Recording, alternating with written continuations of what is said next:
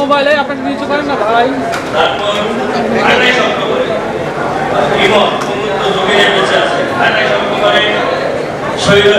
শহীদ হয়েছিলেন আমাদের ঢাকা সাংবাদিক ইউনিয়নের সদস্য রফিক মিয়া, পুলিশের গুলিতে তিনি শহীদ হয়েছেন।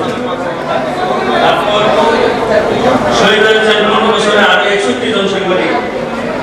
সাগর রুনি, আপনারা জানেন 2012 সালে 11 ফেব্রুয়ারি সাগর রুনি সাংবাদিক ইউনিয়ন এবং বাংলাদেশ ফেডারেল সাংবাদিক সাংবাদিকদের ভূমিকা শীর্ষক আলোচনা সভা সম্মানিত প্রধান অতিথি বাংলাদেশের মানুষের নেতা বিএনপির সংগ্রামী মহাসচিব জনাব মির্জাফখরুল ইসলাম আলমগীর সহ এখানে জাতীয় নেতৃবৃন্দ, সাংবাদিক নেতৃবৃন্দ, সবাইকে সংগ্রামী সালাম জানাচ্ছি। সংগ্রামী ভাই বন্ধুগণ, আপনারা জানেন আমরা দীর্ঘ 17 বছর ধরে এই স্বৈরাচারী ফ্যাসিস্ট হাসিনা সরকারের পতনকে ত্বরান্বিত করার জন্য ঢাকা সাংবাদিক ইউনিয়ন এবং বাংলাদেশ ফেডারেল সাংবাদিক ইউনিয়ন যে অভূতপূর্ব ভূমিকা পালন করেছে। আপনারা জানেন আমাদের মাঝে বক্তব্য রাখবেন বাংলাদেশ ফেডারেল সাংবাদিক ইউনিয়নের সংগ্রামী সাংগঠনিক সম্পাদক জনাব ইরফানুল হক নাহিদ। সংযুক্ত তার বক্তব্য শেষ করেন জনাব ইরফানুল হক নাহিদ।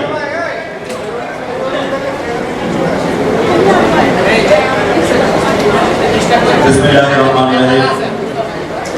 মঞ্চে উপবিষ্ট আজকে আমাদের সভা এবং সাংবাদিকদের অনেক কিছু করেছেন। আজকে যে অভিযোগের মধ্যে আছে এই অভিযোগের ম্যাডাম নির্ধারণ করেছেন। আমার বন্ধুরা, আমার 2000 সালের ডিসেম্বরের যে আক্রমণ আমরা অবগতি, আপনারা দেখেছেন তিন একটা যখন হামলা আমাদের মহাসচিবকে এই জাতীয় প্রস্তাব থেকে প্রস্তাবের ভিতর থেকে জোরপূর্বক ধরে নিয়ে যাওয়া হয়েছে, গ্রেপ্তার করা হয়েছে। আমরা এই নিন্দা এবং প্রতিবাদ জানিয়ে এসেছিলাম, আজকেও জানাই এই ঘটনা এবং এই দখলবাজির সাথে যারা জড়িত, যারা এই আন্দোলন সংগ্রামকে ব্যাহত করেছে, যারা এই দুর্বৃত্তায়নের সাথে জড়িত, যারা এই ফ্যাসিবাদের সহযোগী ছিল, সবার আমরা বিচার এবং শাস্তি কামনা করছি। সবাইকে সামনে উপস্থিত ঐতিহ্যবাহী ঢাকা সাংবাদিক ইউনিয়নের, বাংলাদেশ ফেডারেল সাংবাদিক ইউনিয়নের প্রিয় সহকর্মী ভাই ও বন্ধুরা,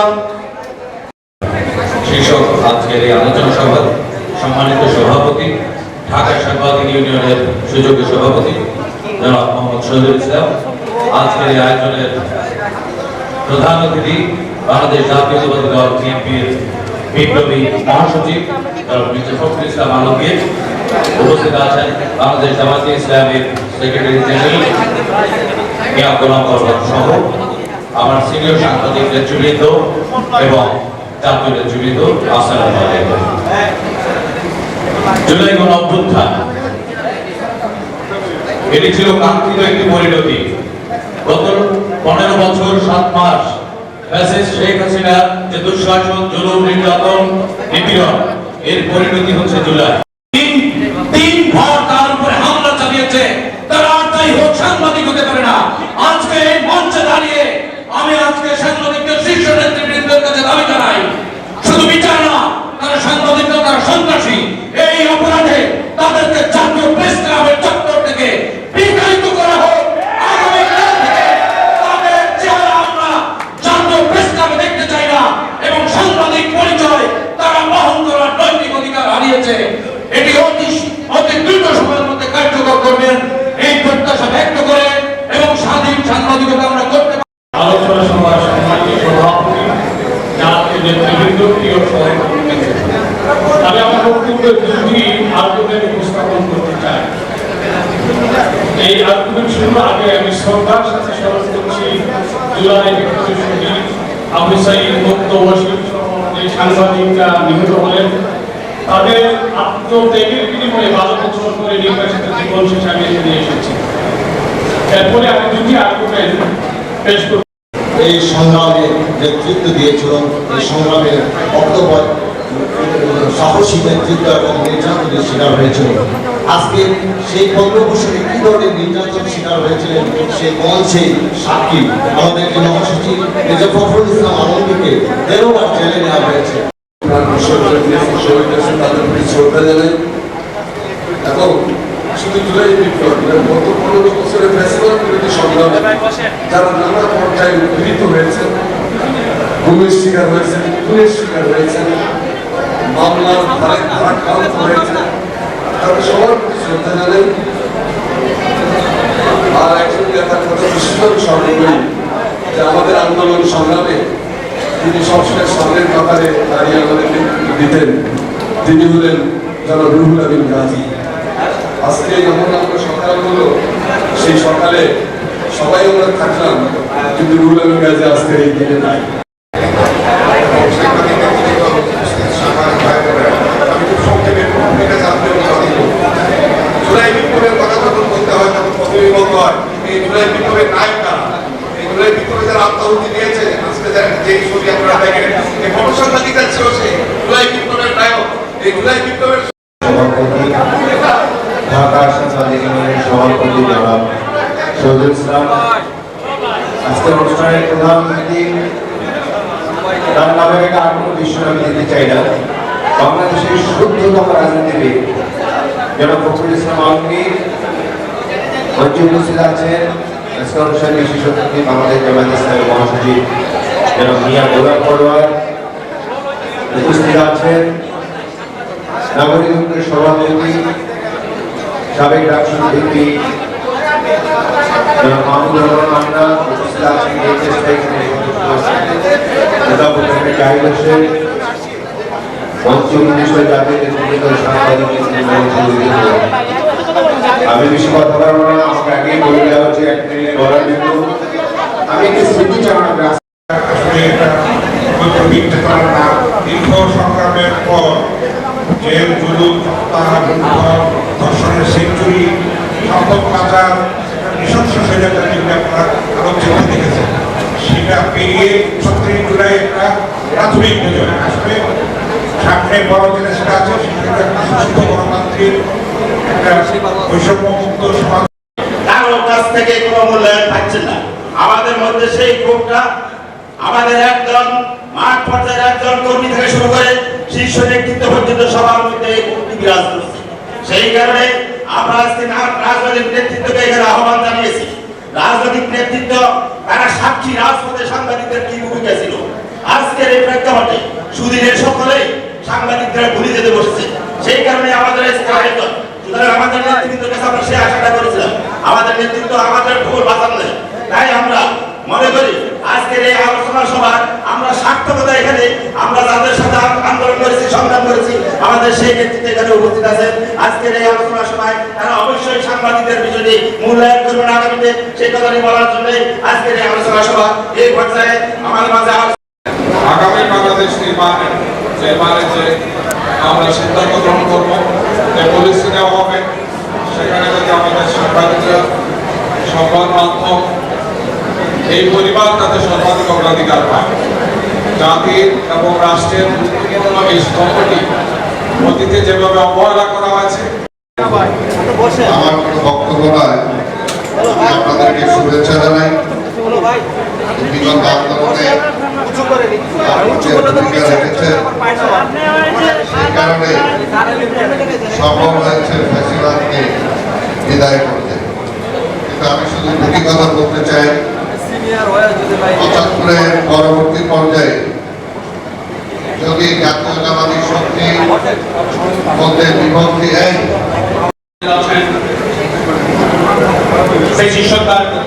আরে ভাই কি লাগে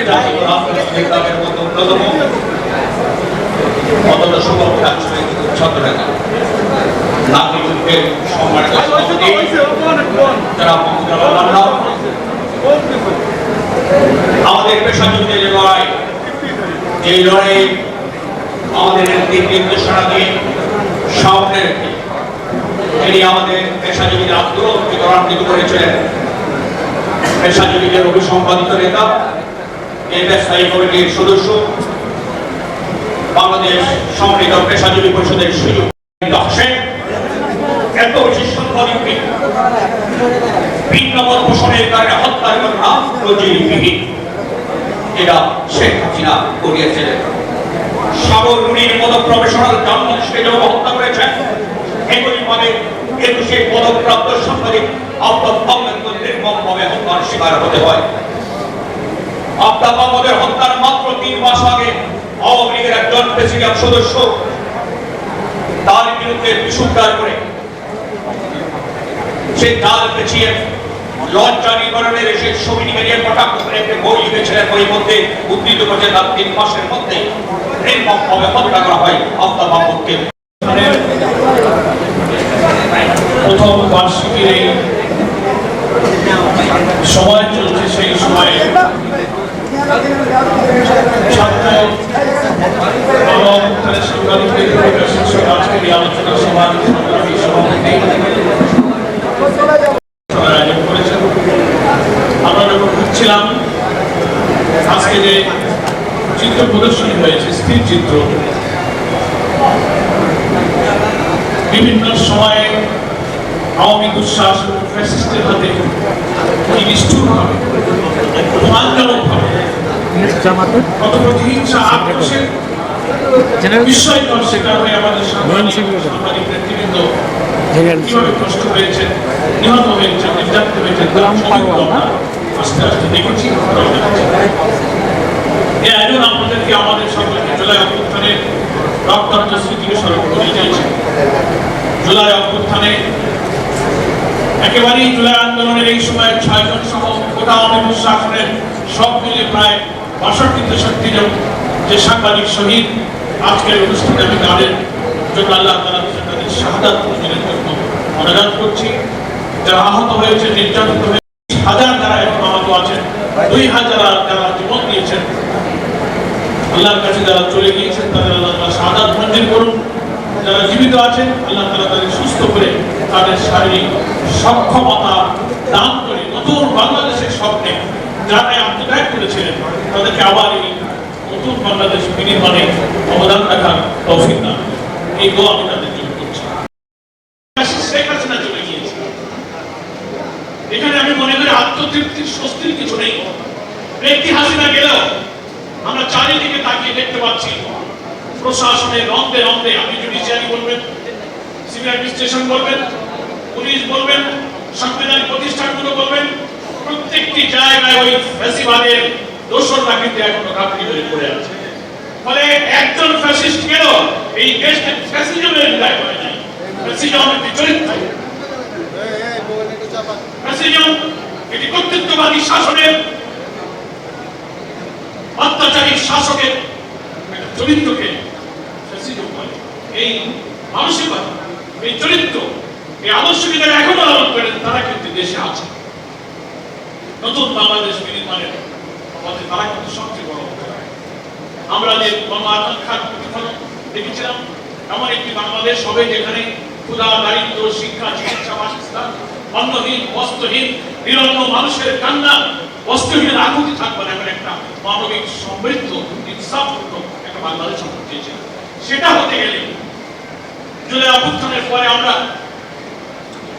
জনগণের ভোটে নির্বাচিত জনপ্রতিনিধিদের কাছে হস্তক্ষেপের মধ্য দিয়ে একটি নিরপেক্ষ নির্বাচনের যে প্রক্রিয়া আমি এগিয়ে নিতে চাচ্ছি, বারবার একটি অপশক্তি সেই পথে বাধার সৃষ্টি করছে। কিছুদূর এগিয়ে আবার আজকে এই গণ অভ্যুত্থানের প্রথম বার্ষিকীতে এ ব্যাপারে আমাদের সচেতন হওয়ার সময় হয়েছে। আমাদের আত্মতৃপ্তির কিছু নেই, আমরা মনে করি অভিজ্ঞ নেই, দুঃশাসিত হয়ে দিয়েছে। আমরা তো তাকিয়ে দেখতে পাই আমাদের সামনে কিন্তু এখনো দেখতে পাচ্ছি ফ্যাসিবাদী রাষ্ট্র কাঠামো বিরাজমান। রাষ্ট্রযন্ত্রের সর্বত্র ফ্যাসিবাদের প্রতাপতারা আছে।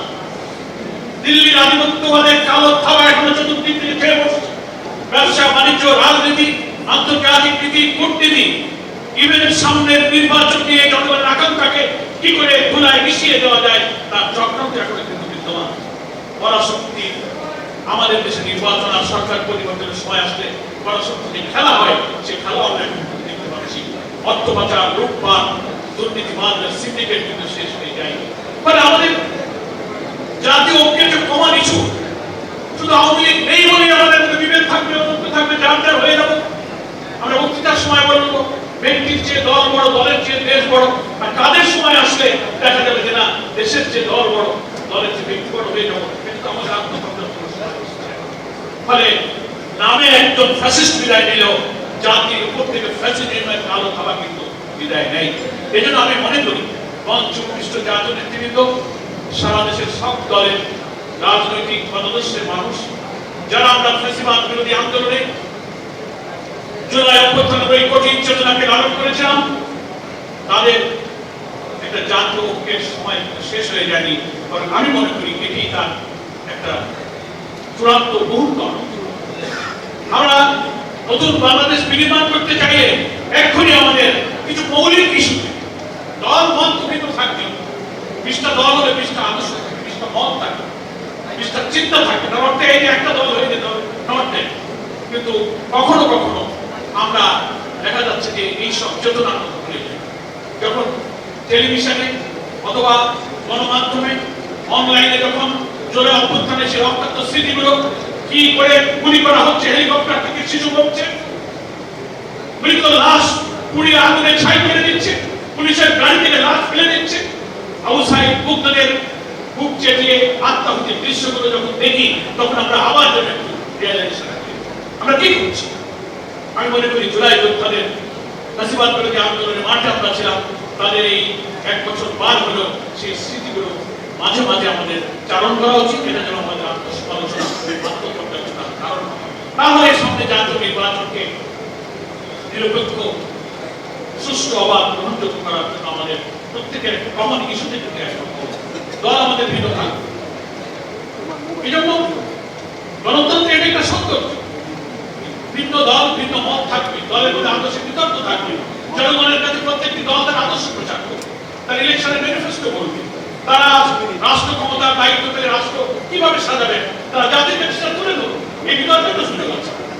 এক দল আরেক দলের আদর্শের ব্যাপারে যুক্তিযুক্ত কথা বলতে পারে, বিতর্ক করতে পারে, সমালোচনা করতে পারে, কিন্তু প্রতিহিংসা, আক্রোশ, অসত্য তথ্য দিয়ে, মিথ্যাচার দিয়ে জনগণকে বিভ্রান্ত যদি আমি কাউকে করি, এটা কিন্তু রাজনীতির শিষ্টাচার এবং রাজনৈতিক ভাষা এবং রাজনৈতিক মেজাজের সাথে যায়। আমি মনে করি আমরা সব রাজনৈতিক দলের ব্যাপারে কম বেশি আমরা যে গার্ডেড ল্যাঙ্গুয়েজ, একটা গ্রামারের মধ্যে কিন্তু আমরা থাকতে পারছি না।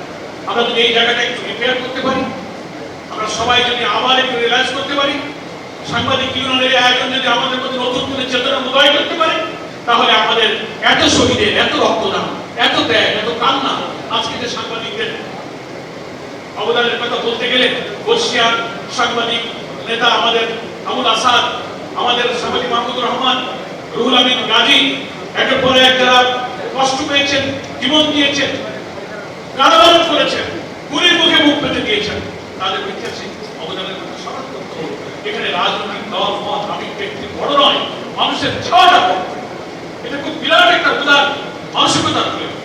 এখনো যদি আমাদের মধ্যে এই মানসিকতা থাকতে না, নতুন নতুন সব তত্ত্ব আসতেছে ইনক্লুসিভ, আওয়ামী লীগকে ইলেকশনে স্পেস দেওয়ার জন্য কোন কায়দায় একটা inclusive election, refined Awami League, নানান ফিলোসফির নামে বাংলাদেশে নতুনগুলো দরজা ওপেন করা একটা আন্তর্জাতিক চক্রান্ত চলছে। এদেশের মানুষকেই ইউজ করে, কোনো পলিটিক্যাল শক্তিকে ব্যবহার করে।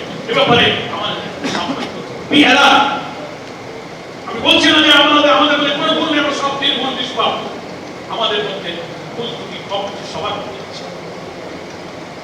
এত শহীদের রক্তদান, এত আত্মদানকে সামনে রেখে আসুন আমরা প্রত্যেকেই যে চেতনা নিয়ে ওই সময় নিজেদের বিভেদ অনন্ত ভুলে গিয়ে রাজপথে স্বৈরাচারের বিরুদ্ধে আমরা দাঁড়িয়েছিলাম, সেই চেতনাটা অটুট।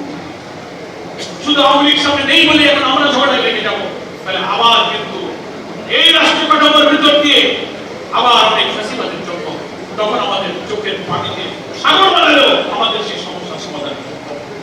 এই জন্য আমি আহ্বান জানাবো দেশ, জাতি, সকল রাজনৈতিক নেতা এবং কর্মীদের ব্যাপারে আমাদের পলিটিক্যাল পার্টির মধ্যে বিতর্ক থাকতে পারে। বলেছেন আমাদের মধ্যে এখন সংস্কার কমিশনের জন্য নানান রকম আলোচনা হচ্ছে, পলিটিক্যাল পার্টির মধ্যে এখন একটা ডিবেট শুরু হয়েছে। আমাদের আর্টিকেল 70 নিয়ে কথা, ন্যাশনাল পার্টিসিপেশন কাউন্সিল নিয়ে কথা, পিআর নিয়ে কথা, স্থানীয় জাতীয় সরকার আগে না বলে সেটা নিয়ে কথা। তারা কেই না যে একটা দল যখন কোনো কথা বলবে, বলবে না আপনারা নির্বাচন চান না, নির্বাচন পিছাই দিতে হবে, এই ব্যাখ্যায় মনে করা যাবে, বিতর্ক তো হতে পারে, তার ব্যাপারে যুক্তি আসতে পারবে। সারা দুনিয়ার আধুনিক গণতন্ত্র দেশে যুক্তিগুলো চলে, এই জন্য গণমাধ্যমের যে ব্যাপারে একটা ভূমিকা আছে। একজন নেতা একটা কথা বললো, তার আগে এবং পরে প্রসঙ্গ ছেড়ে দিয়ে মাঝখান থেকে এমন করে কাট করে কথাটা পরিবেশন করা হলো যে তার অর্থটাই ঠিক হবে ভুল করছি।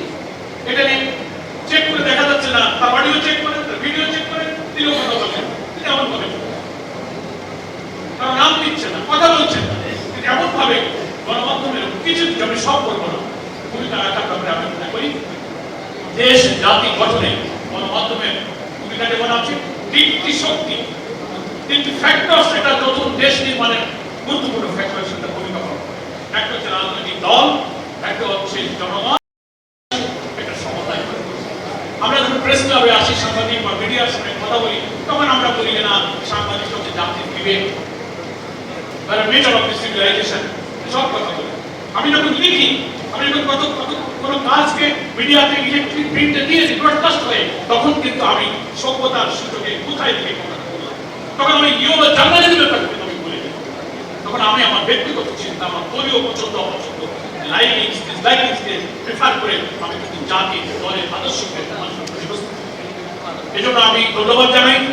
এত চ্যালেঞ্জের মধ্যেও যারা জুলাই অভ্যুত্থানে যেসব সাংবাদিকরা সাহসিকতার সাথে ঝুঁকি নিয়েছেন, জীবন দিয়েছেন, আহত হয়েছেন, আজকে এই ঐতিহাসিক অবদান তাদের স্মরণ করার জন্য আমি ফেডারেল সংবাদ ইউনিয়নকে জামাত ইসলামের পক্ষ থেকে ধন্যবাদ জানাই। এবং আমরা যেন ঐক্যবদ্ধ থাকি, রাষ্ট্র বিনির্মাণের সকল মৌলিক শক্তিকে আমাদের ঐক্যবদ্ধ থাকতে হবে এবং বিভেদ বিশৃঙ্খলা করা কমন ইস্যুতে আমাদের একটা চিন্তা চলবে, চলুক। জাতীয় রাজনীতিতে ন্যাশনাল কনসেনসাস কমিশন হচ্ছে, সেখানে বিতর্ক হোক, মিডিয়াতে বিতর্ক হোক, গণমিষ্ট বিতর্ক করুক, প্রবলেম নেই। কারণ দলে দলে, ব্যক্তিতে ব্যক্তিতে ব্যক্তির আক্রোশ, এটা যেন আমরা করি। একজন সাথে দেখা হলে আরেকটা রাজনৈতিক দলের সঙ্গে আপনি এসে কথা বলছেন, তিনি আমার ব্যাপারে এমন একটা কথা বলবেন, তাকে দেখলে আমার মনে কষ্ট হবে, কেন আমি সে কথা বলি? আমার কথা অবশ্যই গার্ডেন ল্যাঙ্গুয়েজে হওয়া দরকার, বিনয়ের সাথে হওয়া দরকার, বন্ধুতার সাথে হওয়া দরকার। আমি মনে করি সাংবাদিক বন্ধুরা আজকে আমাদেরকে দেখে সেই আত্মপর্যালোচনার সম্পর্ক করছে, প্রত্যেকেই সেলফ ডিসিশন করে কথা আছে। আমরা আত্মপর্যালোচনা করি এবং যে কয়েকটা দিন আছে, নির্বাচন যখনই হোক, 8 মাস 9 মাস 10 মাস কখন হবে, আমরা গভর্নমেন্টের করে দেওয়ার টাইম লাইনের উপর আস্থা রেখেছি, আমরা শর্ত দিয়েছি, প্রোভাইডেড। আমাদের আমিরে জামাত একটা শব্দ বলেছেন, তারও বড় ব্যক্ত হয়েছে, আমরা ইলেকশন চাই, কিন্তু আমরা জেনুইন ইলেকশন চাই। এই কথাকে ইন্টারপ্রেট করা হয়েছে, ওনারা একটা ইলেকশন চাই। আরে বাবা, what you mean by gentle? জনগণ বলতে বুঝিয়েছেন আওয়ামী ফ্যাসিবাদী আমলে যেভাবে রাতে বাক্স ভর্তি করা হয়েছিল, ভোট কেন্দ্র দখল করা হয়েছিল, ব্যালট কাটা হয়েছিল, সন্ত্রাস করা হয়েছিল, এইটা ইলেকশন করেছেন জেনুইন ইলেকশন চাই। আমার এই না যে আমরা নির্বাচন চাই না, নির্বাচন বিষয়টা বলতে নড়বেন, এইটা তো গণমাধ্যমেই মধ্যেই এইসব টুকটাক করা ছড়িয়ে যায়। আমি আজকে বিরাট সাথে জাতির কাছে বলবো, আসুন, শুধু আমাদের নয়, অন্য কোনো দলেরও, এখানে আমার ফখরুল ভাই, আমার শ্রদ্ধাভাজন জাতীয় নেতা, অনেক দলের নেতারা আছেন, কারণ কোনো কথাই যেন আমরা অপব্যক্ত না, বিকৃত না, এবং শুনলে আমরা যেন একটু মাথা ঠান্ডা দিয়ে এই কথাটা বলেছেন, মিডিয়া থেকে আসলো চেক করতে হবে। আমাদের মধ্যে পারস্পরিক ইন্টারেকশন থাকা দরকার, কথা বলা দরকার, প্রশ্ন আসলে এক্সচেঞ্জ অফ ভিউজ হওয়া দরকার, তাহলেই কিন্তু গণতন্ত্র সমৃদ্ধ হবে, গণতন্ত্রের যে বিউটি সেটা আরো সৌন্দর্য, আরো সুশোভিত, বিকশিত হবে। আমাদের নতুন প্রজন্ম এই বাংলাদেশ গড়ায় তারা ভূমিকা রাখতে পারবে। 4 কোটির বেশি তরুণ যুবকে বাধ্য করতে, মানে তরুণদেরকে আকৃষ্ট করার জন্য আমরা যারা রাজনীতিবিদ হিসেবে জাতীয় নেতৃত্ব দিচ্ছি, তারা আমাদের দিকে কিন্তু তাকিয়ে আছে। ওনারা কি করে, ওনাদের কথাটা কি, ওনারা কি চান, এই ভূমিকাটা কিন্তু আমাদেরকে রাখতে হবে। মানুষজন আমাদের প্রতি আস্থা রাখতে পারে। পরিশেষে আমি এই কথাটা শেষ করতে চাই যে আমরা সাংবাদিক বন্ধুদের কাছে ইতিহাসের দিকে তাকিয়ে কিছু ভূমিকা পালনের জন্য আমি আবারও জানা আছে, আমি রিমাইন্ড করবো যে আমরা যখন পথ হারাতে থাকি, এই জাতির রাজনীতিবিদরা যখন পথ হারাতে থাকি, লক্ষ্য বিচ্যুত হয়, তখন আমরা আমাদেরকে একটু গাইড, অ্যালার্ট করব। আপনাদেরকে বলা হচ্ছে প্যারামিটার অফ দ্য সিভিলাইজেশন, সভ্যতা প্যারামিটার, ডাকবেন, বলবেন, মত বিনিময় করবেন, আপনাদের দলের প্রতি পছন্দ অপছন্দ থাকবে, প্রফেশনালি পেশাগতভাবে সাংবাদিক হতেই হচ্ছে জাতির একটি মহান সম্মানজনক পেশা, জাতিকে পথ নির্দেশনা দেওয়া, গণতন্ত্রের বিকাশের পথে মুক্ত গণমাধ্যমের স্বাধীনতা শক্তিকে বৃদ্ধি করার জন্য খুবই আনফর্চুনেট, এই কথা না বলে আমি শেষ করতে পারছি না। কিছু কিছু মিডিয়া হাউস, কিছু কিছু কর্পোরেট হাউস থেকে কখনো কখনো শুধু আমার দলের বিরুদ্ধে আমি তা বলবো না, বিএনপির ব্যাপার কোন মিডিয়া হাউস পরিকল্পিতভাবে রাজনৈতিক দলের বিরুদ্ধে তারা কিন্তু তাদের মিডিয়া ভূমিকায় একটা কথা কেমন ভাবে পরিবেশন করছেন, জাতির মধ্যে কনফিউশন তৈরি করছেন। কেন আপনি গণমাধ্যমের জায়গায় পলিটিক্যাল পার্টি সংস্থা করার কথা বলি, সেজন্য মিডিয়া হাউস, কর্পোরেট হাউস যাদেরকে নিয়ে অনেক সিন্ডিকেট হয়, দুনিয়ার এবং দেশের রাজনীতির বহু জিনিস শেষ রাত্রে মিডনাইটে গিয়ে অনেক মিডিয়া হয়েছে, জাতির বিরুদ্ধে বহু কিছু হয়, সেটা ষড়যন্ত্র হতে পারে, জাতির কল্যাণ হতে পারে। কিন্তু এই জায়গাটায় যারা পত্রিকার মালিকানায় থাকবেন, সম্পাদকের দায়িত্বে থাকবেন, সিনিয়র রিপোর্টার থাকবেন, দেশকে থাকবেন, আমি মনে করি আসুন দল মত রাজনৈতিক আদর্শের বিরুদ্ধে দেশ হোক আমাদের জন্য ভাষণ রাখবেন। এই ডাইমেনশনে যদি আমরা যেতে পারি গণমাধ্যমের দায়িত্বে দায় নিয়ে যারা চলছি, তাহলে আমরাও রাজনৈতিক দলের নেতৃত্বে যারা আছি ইনশাআল্লাহ আমরা আশা করি সংশোধিত হব, মার্জিত হব, গণতন্ত্রের পথে আমাদের ভূমিকাকে বিকাশমান করতে পারবো। অপ্রতিরোধ মৃত্যু ভয়হীন চেতনা দিয়ে আমরা যেমন হাসিনার ফ্যাসিবাদকে রুখেছি, আবার সামনে নিরপেক্ষ নির্বাচনের সম্ভাবনাকে যা রুখে নিতে চাইবে, আবারও সেই মৃত্যু ভয়হীন চেতনা নিয়ে সেই নব্য ফ্যাসিবাদের উত্থানকে আমরা রুখে দেবো ইনশাআল্লাহ। সকলকে ধন্যবাদ জানিয়ে, আজকের আয়োজনকে ধন্যবাদ জানিয়ে আমি আমার বক্তব্য শেষ করছি। আল্লাহ হাফেজ। আসসালামু আলাইকুম ওয়া রাহমাতুল্লাহি ওয়া বারাকাতুহু।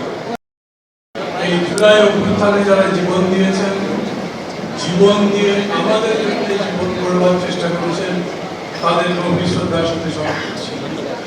একই সঙ্গে 52 ভাষা আন্দোলন থেকে শুরু করে আজ পর্যন্ত জনগণ জনগণের পক্ষে আন্দোলন রয়েছে, স্বাধীনতা যুদ্ধ সহ সেই সমস্ত আন্দোলনে যারা শহীদ হয়েছেন তাদেরকেও গভীর শ্রদ্ধা জানাচ্ছি।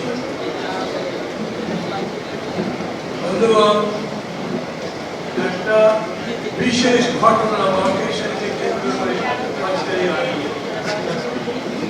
এর উপরে যারা বলেছেন, বিশেষ করে যারা আয়োজক, তাদের ব্যাপারে আমার একটা কথা না বললেই নয়। এই আন্দোলন গড়ে তোলবার ব্যাপারেও তাদের অসামান্য অবদান ছিল। আমি বেশ কয়েকটা অনুষ্ঠানে আসছি, তাদেরকেও আমি গভীর শ্রদ্ধার সাথে স্মরণ করছি।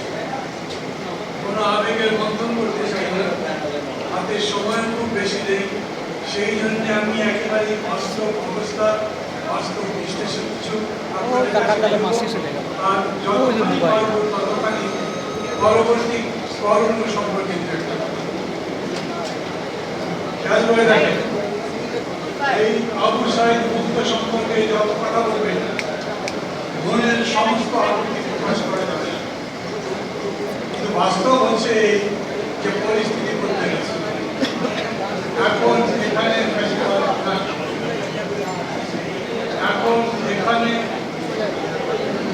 এখন এখানে লড়াই, এখন যেটা আছে সেটা পুনর্গঠন। আপনাদের কি মনে হয় ফ্যাসিবাদ ফিরে আসতে পারবে?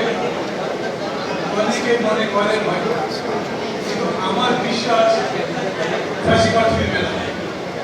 আমার বিশ্বাস যত অন্যায় করেছেন তারা, যত কুকীর্তি তাদের মধ্যে আছে, আচরণের উচ্চারণের প্রতিনিয়ত যে সমস্ত প্রমাণ রেখে গেছে, সেই প্রমাণের পরিপ্রেক্ষিতে তাদের নতুন করে রাজনীতির কোনো ন্যারেটিভ তৈরি হয় না। কোনো মানুষ তো হচ্ছে না। যারা এই আন্দোলনটা করেছেন 24 থেকে একেবারে যতদূর যায় যুবক ছেলেরা, তারা আরো 50 বছরের মতো ঘরে জীবিত থাকবে, ওরা কোনোদিন তাদের ক্ষমা করবে না। আমরা নিজেরা যদি একেবারে খাল কেটে কুপিয়ে থেকে না, তাহলে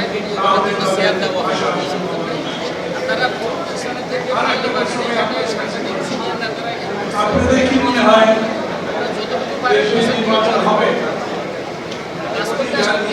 সবাই মিলে কিন্তু বাংলাদেশের ব্যাপক মানুষের মধ্যে এই সংখ্যা আছে। আমাদের আমাকে জিজ্ঞেস এখন আমি আমার পরবর্তী প্রশ্ন করছি, গত গতকাল প্রধান উপদেষ্টার পক্ষ থেকে তারপরে সরকারকে তারপরে আপনাদের কি মনে হয় নির্বাচন হবে? মনে হয় হবে না। বেশিরভাগ মানুষের মনে হয় হবে না। আমাদের দেশে কি হবে? মাশাআল্লাহ আমাদের ভাবনা দরকার। এই জন্যই কথাটা বলছি, উনি বলেছেন ডিসেম্বরের মধ্যে নির্বাচন অনুষ্ঠানের প্রস্তুতি সম্পন্ন করতে হবে, যাতে ফেব্রুয়ারি কিংবা এপ্রিল মাসে নির্বাচন করা যায়। আচ্ছা, ফেব্রুয়ারি বললেই তো পারতেন, এপ্রিল বললেন তো কেন? কিছু কিছু কনফিউশন তারা নিজেরাও তৈরি করছে। কিন্তু তারপরেও আমি মনে করি ফেব্রুয়ারিতে হোক, এপ্রিলে হোক, কিংবা যদি পরামর্শ বলেন 2-3 মাস পরেও এরপরে প্রফেসর ইউনিসের সরকার নাই। এই যে অভাব অভিযোগের কথা বলেছেন যতগুলো, সেই অভাব অভিযোগের কথা এই সরকারের কাছে বলতে দেওয়া হবে না। কোন সরকারের কাছে বলবে? কার কাছে বলবে? আপনারা কি বুঝে শুনেই আজকের এই অনুষ্ঠানের প্রধানমন্ত্রী ঠিক করেছেন? এই যে নিজেদের যত অভিযোগের কথা বললেন, সেই অভিযোগ কার উদ্দেশ্যে বলছে? এগুলো কি প্রফেসর ইউনিস জবাব দেবে নাকি যারা মির্জা ফখরুল ইসলাম জবাব দেবে? এই জন্য বলছি, এটা সত্যি আমাদের যে সংস্কারের কথা এতদিন ধরে আমরা হলো, সেইভাবে খুব ইতিবাচক অগ্রগতি নাই। একেবারে নাই তা আমার সত্যি না। আমরা কিছু কিছু মৌলিক বিষয় ঐক্যবদ্ধ করতে পেরেছি। পাশাপাশি বসেছে দুটো দল, একটা দল চাই ডিসেম্বরে ভোট, আর একটা দল চাই যত পিছিয়ে যায় তত ভালো। তারপরে দুই নেতা পাশাপাশি বসেছে, কথা বলেছে, নিজেদের মত করেছে, কিন্তু তারপরে তাদের মধ্যে এটাও একটা অগ্রগতি। আমি অগ্রগতি এই জন্যই বলছি, আগে সবসময় এরকম হতো, রাজনৈতিক দল অন্য রাজনৈতিক দলকে খুবই নেতিবাচক ভাবে সমালোচনা। কিন্তু এইবার সংস্কার কমিশনের মধ্যে যখন নেতারা বক্তব্য রেখেছেন, তখন প্রতিপক্ষকে সমালোচনা করে বক্তব্য রেখেছেন। কিন্তু তারপরে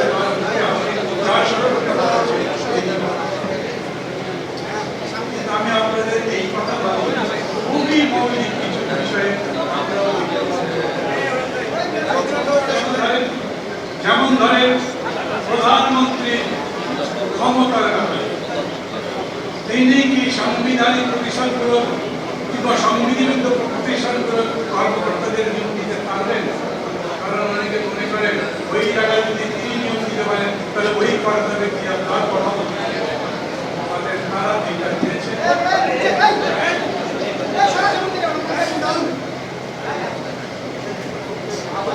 প্রশ্ন হয়েছে এরকম অনেকগুলো যার মৌলিক বিষয়ে হয়নি বলে একটা প্রশ্ন মধ্যে আসছে যে একেবারে সরাসরি বলা হচ্ছে, কেউ কেউ বক্তৃতা করছে যেরকম যদি সংসদে প্রতিনিধিত্বমূলক ভোট না হয়, সংখ্যানুপাতিক ভোট না হয়, তাহলে এই ভোট পরিচালনা হবে। যদি পুলিশ ঠিক না হয় তাহলে সেই ভোটের সাথে মানে এই এতগুলো কথার পরেও আমি বলি তাহলে কি দাঁড়াবে? সংস্কার কমিশন যে বৈঠক করছে সেটা কোথায় গিয়ে শেষ হবে? প্রফেসর ইউনুস বলছে যতদূর ঐক্য হয়েছে আমি ঐক্য করবো, বাকিগুলো ভবিষ্যতে। আপনারা যারা যারা জাতীয় ঐক্যের আন্দোলনগুলো স্লোগান দিচ্ছেন খেয়াল করে নিজেরা তো ঐক্যবদ্ধ থাকতে পারেন। জাতীয় ঐক্য কি রকম? জাতীয় ঐক্য মানে আমাদের মত পার্থক্য থাকলেও আমরা মূল প্রশ্ন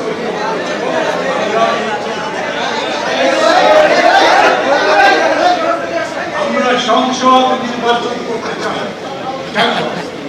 নির্বাচন যদি সংসদে না হয় তাহলে দেশে একটা অন্ধকারের শক্তি আমাদের সর্বাত্মকভাবে চেষ্টা করতে হবে যাতে নির্বাচন হবে।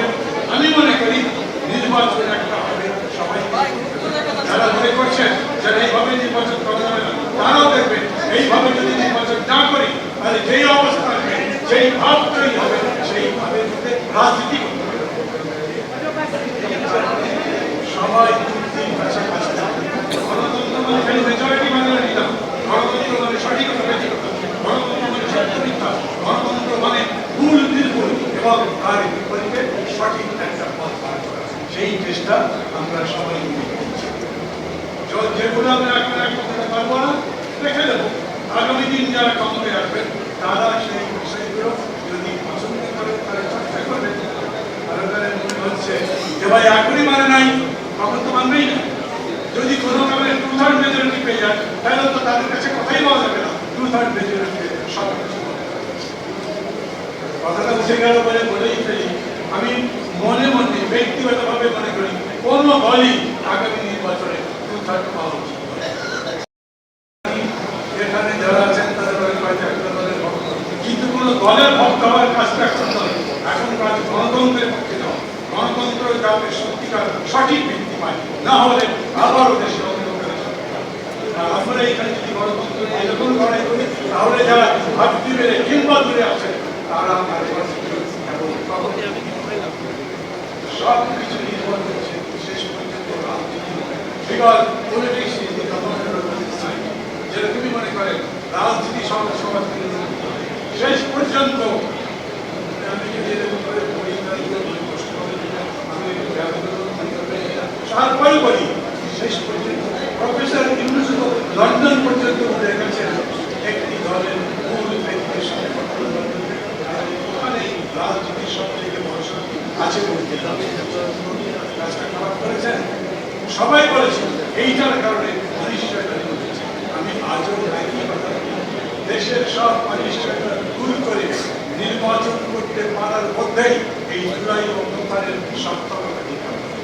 এবং তারও পরে ওই নির্বাচন যদি আমাদেরকে সত্যি সত্যি গণতন্ত্রের পথে আহ্বান করতে পারে, গণতন্ত্রের পথ সুগম করতে পারে, আমরা সবাই মিলে যদি গণতন্ত্রের চর্চা সেই পথে করতে পারি, তখন বলতে পারবেন এই অভ্যুত্থান সফল। কথাটা বলবো না, যতক্ষণ শুনেছেন কাউকে আঘাত করবার জন্য আমি হয়তো এরকম বলতে পারতাম 280 এখন পরিস্থিতি এরকম, রাশিয়ার পথের পর আমেরিকা এখন শক্তি হয়ে গেল না, আওয়ামী লীগের পলায়নের পর বিএনপিটা এখন শক্তি। আরো আছেন আমি মাঝে মাঝে একজনকে বলতে শুনি না, বড় যে করেন বড় শক্তি তারা সেটা আগামী দিন বাদ করে রাখেন। আমিও তাই নির্বাচনেই আগামীতে আমরা দেখবো শক্তি কিন্তু আমি কোনো ক্যাম্পেইন করছি না বিএনপির পক্ষে, আমি তো বিএনপি করি না, কিন্তু আমি যেটা দেখি তাই বললাম এবং এটা দেখেই বলছি দায়িত্ব তাদের উপরে বেশি। এই যে আরাধ্য কাজ যেটা রয়ে গেল এই জুলাই আন্দোলনে, এই আগস্ট আন্দোলনে, সেগুলোকে ঠিক জায়গার সাথে তাদের উপরে মানে রাজনৈতিক নেতৃত্ব করিয়ে দেয়। ভালো থাকবেন সবাই, কথা মিডিয়ার বিরুদ্ধে শতাধিক ক্যামেরা হাত করে আছে, কাজে এখন আমাদের সময় নয়। আজকে বিষয় সাংবাদিকদের ভূমিকা গত 15.5 বছরে কি ছিল তার উপরে সংক্ষিপ্ত একটা দুটো পয়েন্ট উল্লেখ করে আমি আমার বক্তব্য শেষ করতে চাই। সব সম্মানিত উপস্থিতি, আপনারা জানেন আমার এই কথাগুলো এজন্য বলা আমরা ভুলে যাই, আমাদের অতীত খুব দ্রুতই আমরা ভুলে যাই। বেগম খালেদা জিয়াকে বাড়ির সামনে যখন বালুর ট্রাক দিয়ে তাকে সারা দেশ থেকে বিস্তৃত করে দেওয়া হয়েছিল, তখন আমাদের সাংবাদিকদের অবিসংবাদিত নেতা এবং 15.5 বছর এই রাজপথে লড়াইয়ের যোদ্ধা মরহুম রুহুল আমিন গাজী ভাইয়ের নেতৃত্বে একটি সাংবাদিক টিম সব প্রতিবন্ধকতা উপেক্ষা করে তার সাথে দেখা করতে গিয়েছিলেন। কোন রাজনৈতিক নেতৃবৃন্দ কিন্তু সেদিন তার কাছে পৌঁছতে পারেননি। দ্বিতীয়ত 22 সালের 28 অক্টোবর সকল রাজনৈতিক নেতৃবৃন্দকে অ্যারেস্ট এবং পিটিয়ে রাজপথ থেকে উঠিয়ে দেওয়া হলো। শুধু রাজপথে ছিলাম আমরা কয়েকজন সাংবাদিক এখানে, আর বার কাউন্সিলের কিছু সদস্য সুপ্রিম কোর্টের সামনে মিছিল করতে পেরেছিল। আশা করি আপনাদের মনে আছে ওই দিন আমরা টিয়ার সেল লাঠি পেটা খেয়ে কিন্তু পিছপা হইনি। যারা এই কাজ করে এই কাজগুলো করেছিল তারা এখনো এই প্রেস ক্লাবের বারান্দায়, প্রেস ক্লাবের ঘরে মধ্যে হাঁটাচলা করে। তাদের বিক্ষোভের মুখে 450 সদস্যকে তারা প্রেস ক্লাবের মেম্বারশিপ দিয়েছিল। হাদিসের সুনানকে আমরা পরিষ্কার করে দেবো এবং দাবি করছি সবার সামনে কোন আইন কানুন আমরা দেখতে চাই না। আমরা শুধু একটা দেখতে চাই এই 450 সদস্য আমাদের নতুন করে এখানে সদস্য হবে। এই সমস্ত ভাইরা কিন্তু সবাই আমাদের সাথে জুলাই বিপ্লবের সময় ছিলেন, হাত করে হাত তুলে থাকেন। এরা কিন্তু এই জাতীয় প্রেস ক্লাবের মেম্বার নয়, শুধু মিছিল মিটিং এর সময় আমাদের সাথে আসে, শুধু মিছিল মিটিং আমাদের সাথে অংশগ্রহণ করবে আর প্রেস ক্লাবের সুবিধাটুকু গ্রহণ করবে ফ্যাসিস্টরা। এটা কিন্তু আমরা হতে দেব না। আমরা জাতীয় নেতৃত্বের সাথে সব আইন কানুনের ঊর্ধ্বে যারা জুলাই বিপ্লবের যোদ্ধা ছিলেন অবিলম্বে তাদেরকে প্রেস ক্লাবের সদস্যপদ দিয়ে দিন। এই বিনীত আবেদন জানিয়ে আমি আমার বক্তব্য শেষ করছি। আসসালামু আলাইকুম রহমতুল্লাহ ওয়া বারাকাতুহু।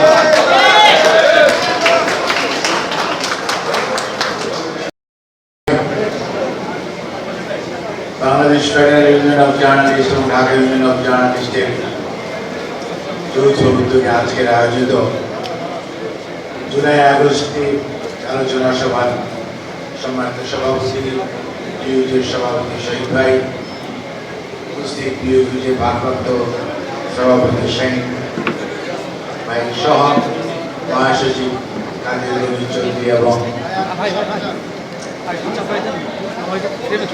আমাদের আজকের এই আলোচনা সম্মানিত প্রধান বাংলাদেশ জাতীয়তাবাদী দলের সংগ্রামী মহাসচিব, বারবার কারা নির্যাতিত নেতা এবং আপনারা যে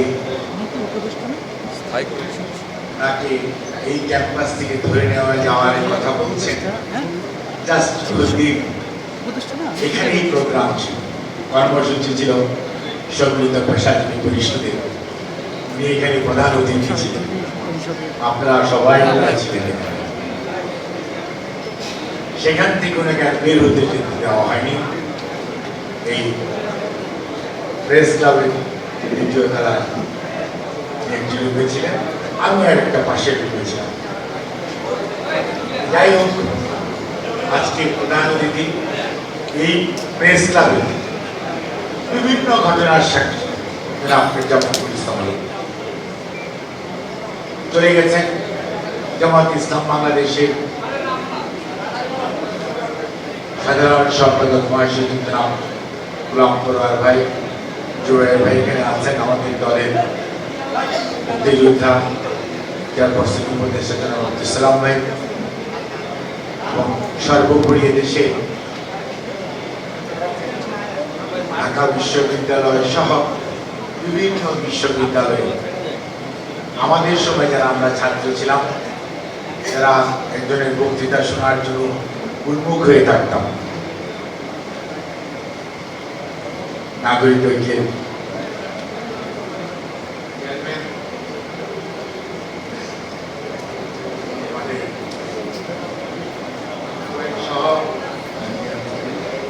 জাতীয় প্রেস ক্লাবের সম্মানিত সভাপতি এবং প্রেস ক্লাবের সাবেক কয়েকজন সাধারণ সম্পাদক এখানে উপস্থিত আছেন এবং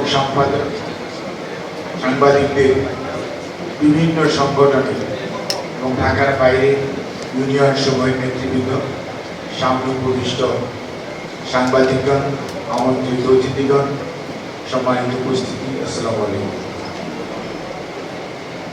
আজকে যার কথা বলা উচিত, আমরা অনেকেই আবু সাঈদ, মুগ্ধ বা ওয়াসিমদের প্রতি শ্রদ্ধা জানাবো, অবশ্যই জানাবো, কিন্তু এই ক্যাম্পাসে কোনো কর্মসূচি, কোনো অনুষ্ঠান করতে হলে যে মানুষটির কথা সবার আগে মনে করা উচিত, তিনি হচ্ছে মরহুম রুহুল আমিন গাজী। যে মানুষটি স্বৈরাচার বিরোধী আন্দোলনের সময় 2013 অক্টোবরের 20 তারিখের কথা আপনাদের মনে থাকার কথা, একদিকে পুলিশ বলছে চীন বাংলা সম্মেলন কেন্দ্রে অনুষ্ঠান হবে না, আর প্রেস ক্লাব থেকে রুহুল আমিন গাজী একা একা বলে যাচ্ছে অনুষ্ঠান হবে, দেশনেত্রী বেগম খালেদা জিয়া প্রধান অতিথি হিসাবে উপস্থিত থাকবেন পেশাজীবী সমাবেশে বিকেল 4টায়। সেদিন কিন্তু অনুষ্ঠান হয়েছিল এবং ব্যাপক উপস্থিতিতে, আপনাদের ব্যাপক উপস্থিতিতে স্মরণকালের বৃহত্তম সমাবেশ সেদিন স্বৈরাচার আটকিয়ে রাখতে পারে। একইভাবে রুহুল আমিন গাজী ভাই অসুস্থ ছিলেন, 17 মাস ষড়যন্ত্রমূলক মামলা এবং বিনা কারণে জেলে থাকার কারণে উনি ওনার চিকিৎসাটাও সঠিকভাবে করাতে পারেন, যার জন্য ওনার মৃত্যু আল্লাহ রাব্বুল আলামিন লিখে রাখেন। কিন্তু কিছু মৃত্যু আছে চিকিৎসা করা যায়, চিকিৎসা করলে দিন তারিখ হয়তো কিছুটা, একটা কথা আছে না, তকদির এবং তদবির। তকদিরে লেখা আছে ঠিকঠাক মতো আল্লাহকে ডাকা যায় তাহলে সেটা প্রলম্বিত। চিকিৎসাও যদি উনি সঠিকভাবে নিতে পারতেন তাহলে হয়তো আজকেও এখানে উপস্থিত থাকতেন। সেই জন্যই আমি রুহুল আমিন গাজী ভাই অকুত ভয় সাংবাদিক, যার কথা আপনাদের স্মরণ করা উচিত। আর আপনারা, আমরা সব সময়ই বলি 61 জন, 62 জন, 64 জন সাংবাদিক শাহাদাত বরণ করেছে, শহীদ হয়েছে বিগত 16 বছরে। আমি সাংবাদিক নেতৃত্বকে অনুরোধ করব, দায়িত্বটি আপনারা নেন, সংখ্যাটাকে সঠিক করুন।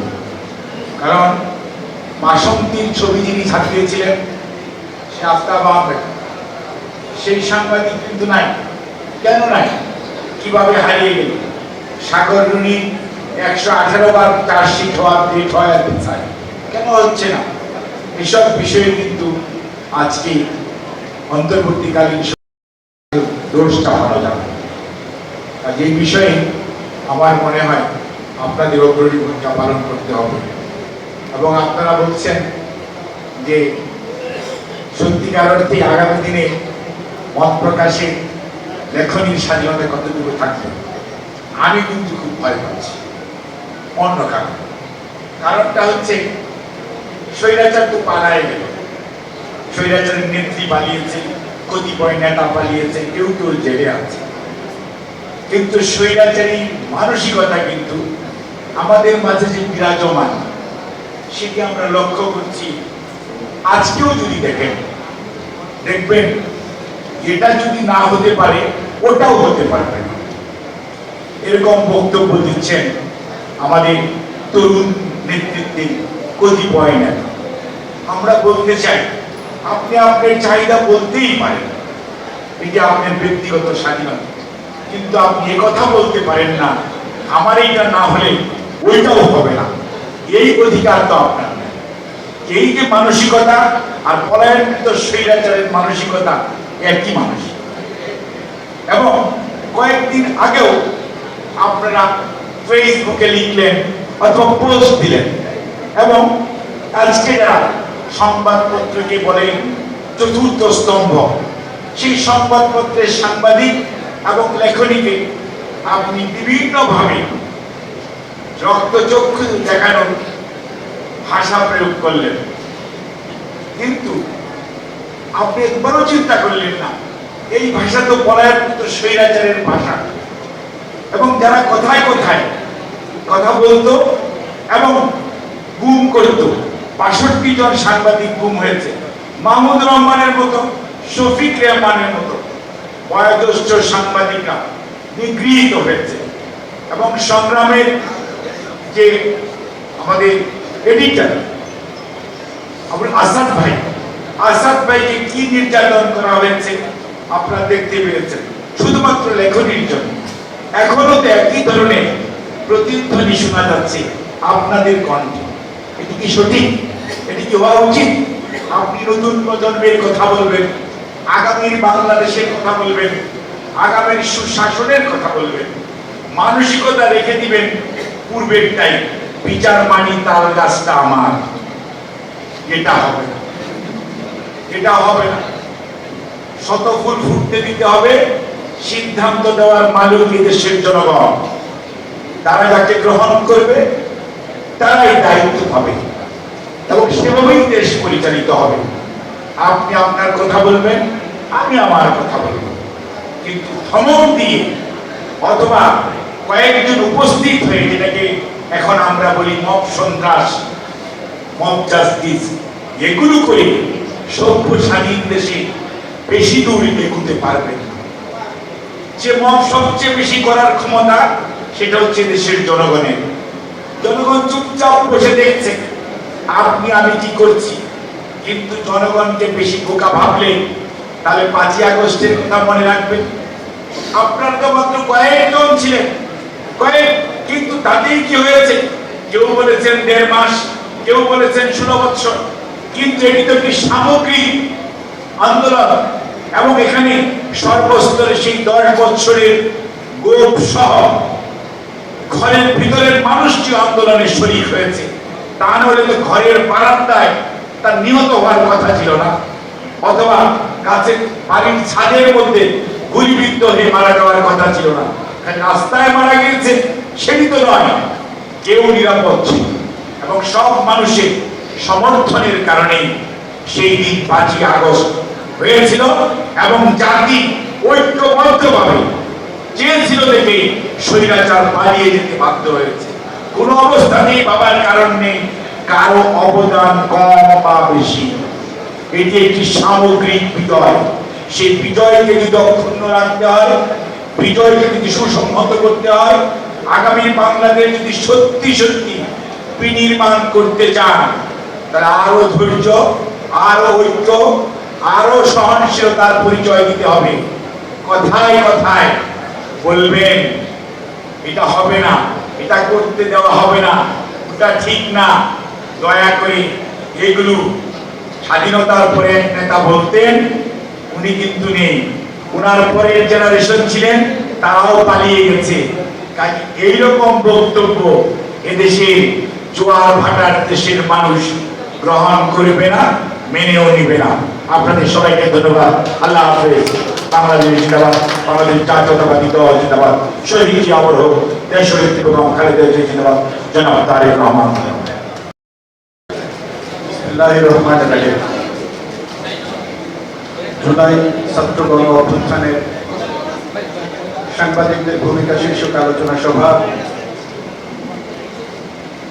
আজকের এই আলোচনা সভার শ্রদ্ধাভাজন প্রধান অতিথি, বাংলাদেশের বরেণ্য রাজনীতিবিদ, বাংলাদেশ জাতীয়তাবাদী দলের শ্রদ্ধাভাজন মহাসচিব জনাব মির্জা ফখরুল ইসলাম আলমগীর, মঞ্চে এ পর্যায়ে উপস্থিত রয়েছেন বাংলাদেশ জাতীয়তাবাদী দলের স্থায়ী কমিটির অন্যতম সদস্য, সম্মিলিত পেশাজীবী পরিষদের আহ্বায়ক ডাক্তার এজেড জাহিদ। মঞ্চে রয়েছেন বাংলাদেশ জামায়াত ইসলামীর সহকারী সেক্রেটারি জেনারেল জনাব অ্যাডভোকেট ইহসানুল মাহবুব জুবায়ের, জাতীয়তাবাদী দলের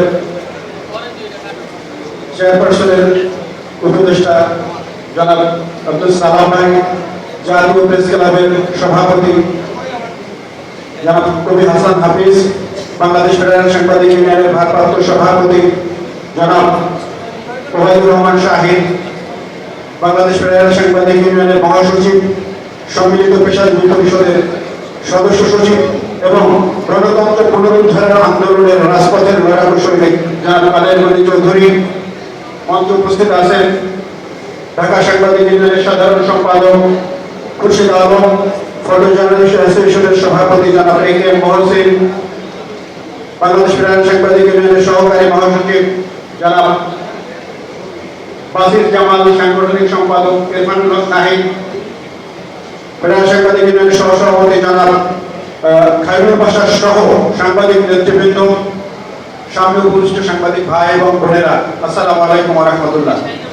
আমি প্রথমে শুধু কৃতজ্ঞতা জানাতে চাই যে আমরা যেই আন্দোলন, চলমান আন্দোলন, এখন যে আন্দোলন আমরা করছি, এই আন্দোলনটি দীর্ঘ 15 বছর থেকে আমরা করে আসছি। এই আন্দোলনের চলার পথে আমরা যখনই যে অবস্থায় আমাদের আজকে যিনি প্রধান অতিথি তাকে আমরা আবেদন করেছি যে আমাদের কোনো প্রোগ্রামে আসার জন্য, তিনি কখনোই না করেননি। সেজন্য আমাদের ঢাকা সাংবাদিক ইউনিয়নের পক্ষ থেকে প্রধান অতিথিকে আবারও কৃতজ্ঞতা জানাচ্ছি। একই সাথে আরেকজন ব্যক্তিকে আমি কৃতজ্ঞতা জানাতে চাই, ডাক্তার এজেড জাহিদ। তার কাছে আমরা যখন গিয়েছি সাংবাদিকদের কোনো ইস্যুতে, সাংবাদিকদের কোনো প্রোগ্রামের জন্য তিনি আমাদের পাশে থেকেছেন সবসময়। এরপরে সবাই থেকেছেন যারা আছেন উপস্থিত।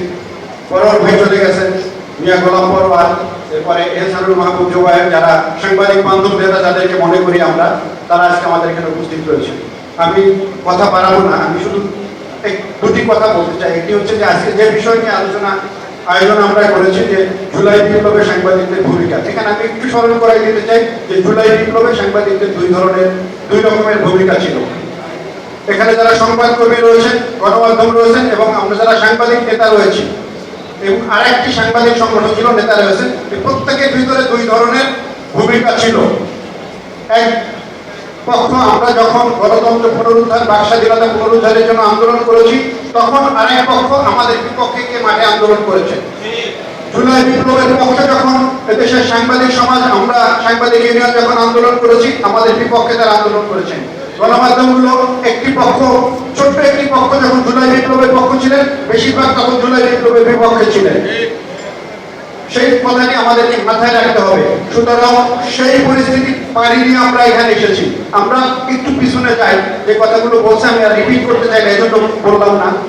যে বিগত 15 বছরের ফ্যাসিবাদ বিরোধী আন্দোলনে, গণমাধ্যমের স্বাধীনতা পুনরুদ্ধারের আন্দোলনে ঢাকা সাংবাদিক ইউনিয়ন এবং বাংলাদেশ ফেডারেল সাংবাদিক ইউনিয়ন বারবার তারা চরম পরীক্ষা দিয়ে উত্তীর্ণ হয়ে এখানে এসেছে। আপনারা জানেন, যখন যে কথাগুলো বলছেন যে চীন মৈত্রী সম্মেলন ক্ষেত্রে, সেটি আমি বলবো না। যেদিন বাংলাদেশের আমরা যাকে গণতন্ত্রের আইকন মনে করি, আপসীর নেত্রী বেগম খালেদা জিয়াকে যখন গুলশানের বাসায় অবরুদ্ধ করে রাখা হয়েছিল বালির ট্রাক দিয়ে, যখন সাংবাদিকদেরকে সেখানে ঢুকতে দেওয়া হয়নি, সেদিন মরহুম রুহুল আমিন গাজীর নেতৃত্বে আমরা কয়েকজন সাংবাদিক নেতা তার কাছে গিয়েছিলাম, তার কথাগুলো শোনার জন্য এবং গণমাধ্যমের কাছে প্রচার করার জন্য। আজকে আমাদের মহাসচিব এখানে আছেন, তিনি নির্ঘুম রাত কাটিয়েছিলেন প্রেস ক্লাবের একটি রুমে। সেদিন আমি কথাগুলো কেন বলছি, যে সাংবাদিকরা দুই ধরনের ভূমিকা পালন করেছে। গণতন্ত্রের পক্ষে ছিল আর গণতন্ত্রের বিপক্ষে ছিল এক গ্রুপ। যারা গণতন্ত্রের বিপক্ষে ছিল তারা তাকে চারিদিক ঘিরে রেখেছিল। সেই রাতে আমি সেই তার পাশের রুমে সারা রাত্রি বসা ছিলাম। তো প্রিয় বন্ধুরা, এজন্য বলতে চাই যে এই দাবিগুলো এখান থেকে উঠেছে, সেই দাবিগুলো সাংবাদিক নেতৃবৃন্দ, যারা প্রেস ক্লাবের নেতৃবৃন্দ রয়েছেন, তারা তাদের বিবেচনায় এই দাবিগুলো রয়েছে। আমরা বলতে চাই যে আমরা একটি নতুন একটি বাংলাদেশ আমরা চেয়েছি, একটি বৈষম্যমুক্ত বাংলাদেশ চেয়েছি। আমরা সেই বৈষম্যমুক্ত বাংলাদেশ কি পেয়েছি কিনা সে ব্যাপারে আমাদের যথেষ্ট প্রশ্ন আছে। সাংবাদিকদেরকে নিয়ে যারা কাজ করেন, আমি যদি বলি আমাদের তথ্য মন্ত্রণালয়কে আমি একটু সমালোচনা করব। তথ্য মন্ত্রণালয়ের কোনো লোক যদি থাকেন, গোয়েন্দা সংস্থার কথাটি পৌঁছে দেবেন। তথ্য মন্ত্রণালয় থেকে তথ্য মন্ত্রণালয়ের অর্থায়নে সাংবাদিক কল্যাণ ট্রাস্ট একটি সুপ্রিমেট বের করেছে। ফ্যাসিবাদের আমলে সাংবাদিকদের, নির্যাতিত সাংবাদিকদের একটি তালিকা প্রকাশ করা হয়েছে। সেই তালিকার মধ্যে যদি 2টি নাম থাকে, রুহুল আমিন গাজীর নামটি থাকা উচিত, 1 নম্বরে তার নামটি থাকা উচিত। তার নামটি এখানে দেওয়া হয়নি। এই তথ্য মন্ত্রণালয় যে কাজটি করেছে, এজন্য তারা যদি ক্ষমা না চায়, তাহলে বাংলাদেশ ফেডারেল সাংবাদিক ইউনিয়ন এবং ঢাকা সাংবাদিক ইউনিয়ন থেকে আমরা প্রয়োজনীয় ব্যবস্থা গ্রহণ করব। ফ্যাসিবাদের ভূত সেখানে লুকিয়ে আছে, তাদেরকে মিসগাইড করছে। আজকে আমরা স্বাধীন হইনি এখনো। আজকে এই স্বাধীনতার জন্য, আমাদের অধিকার প্রতিষ্ঠার জন্য যে কাজগুলো আমরা করেছি আন্দোলনের সময়, এই জুলাই আন্দোলনে আমাদের অনেক সাংবাদিক সহকর্মীরা রয়েছেন। যখন ইন্টারনেট বন্ধ করে দেওয়া হয়েছিল, যখন আমরা এই প্রেস রিলিজগুলো, এখানে যারা ছিল তাদেরকে নিয়ে আমরা প্রেস রিলিজগুলো পাঠাতাম বিভিন্ন হাউসে, তাদের কথাও স্মরণ করতে হবে আমাদের। সুতরাং আজকে যারা শুধু এই জুলাই আন্দোলনের একক দাবিদার, একক দাবি করেন, আন্দোলনটি দীর্ঘ 15 বছর ধরে এই পর্যায়ে এসেছে। সুতরাং আমরা ঢাকা সাংবাদিক ইউনিয়নের পক্ষ থেকে বলতে চাই, আমরা যে বৈষম্যমুক্ত সমাজ চেয়েছি, সেই সমাজ আমরা পেতে চাই। আমাদের নেতৃবৃন্দের কাছে আমাদের সেই অনুরোধ, আমরা আমাদের বড় কিছু চাওয়া নাই, আমরা বড় কিছু হতে চাই না। আমরা সংবাদকর্মীরা আমাদের বাক স্বাধীনতা এবং গণমাধ্যমের স্বাধীনতা মধ্যে আমরা কাজ করতে চাই। আগামী দিনে যারা ক্ষমতায় আসবেন, আমাদের সেই স্বাধীনতাটুকু দেবেন, আমাদের যে দাবিটুকু আছে ন্যূনতম সেই দাবি পূরণ করবেন, সেই প্রত্যাশা রেখে আমি আমার কথা শেষ করছি। আসসালামু আলাইকুম ওয়া রাহমাতুল্লাহ। গাজী ভাইয়ের সহযোগী তার স্ত্রীর হাতে প্রধান অতিথির কাছ থেকে আমরা একটি সম্মাননা তুলে দিতে চাই। বাবিকে মঞ্চে আসার জন্য অনুরোধ করছি। গাজী ভাইয়ের মরণোত্তর সম্মাননা প্রদান করছেন আজকে প্রধান অতিথি জনাব মির্জা ফখরুল ইসলাম আলমগীর। বাবি এবং গাজী ভাইয়ের ছেলেকে মঞ্চে আসে সম্মাননা গ্রহণ করার জন্য অনুরোধ করছি।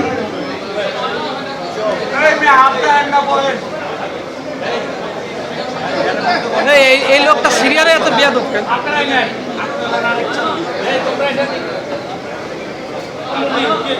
এই হলুদ শার্ট এই হলুদ শার্ট এই হলুদ শার্ট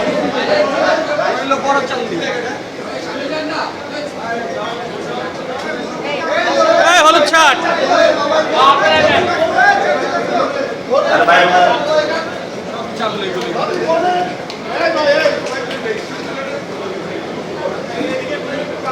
এই হলুদ শার্ট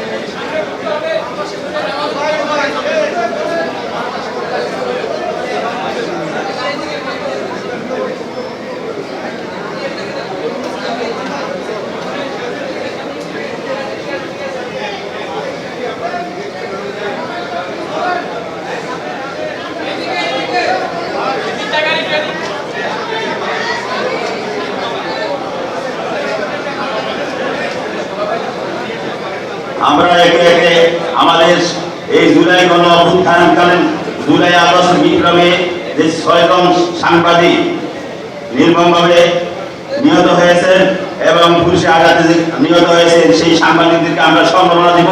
কিন্তু আমার প্রধান অতিথি যেহেতু সময় অনেক গড়িয়ে গেছে, প্রধান অতিথি বক্তব্য রাখবেন। এর আগে শুধু টোকেন আমরা একজনকে সিলেটের সাংবাদিক জনাব এটিএম তুরাবের আত্মীয় এসেছেন, তার হাতে একটা প্রেস দিয়ে বাকিদেরকে আমরা পরবর্তী পর্যায়ে এক এক তাদের হাতে প্রেস তুলে দিব। এই পর্যায়ে প্রধান অতিথির কাছ থেকে তুরাবের আত্মীয়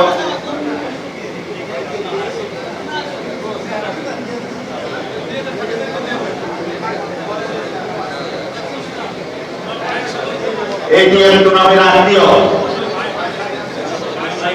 ভাই এটিএম তুরাবের ভাই এই সময় প্রধান অতিথির কাছ থেকে প্রেস গ্রহণ করছেন শহীদ সাংবাদিক এটিএম তুরাবের ছোট ভাই।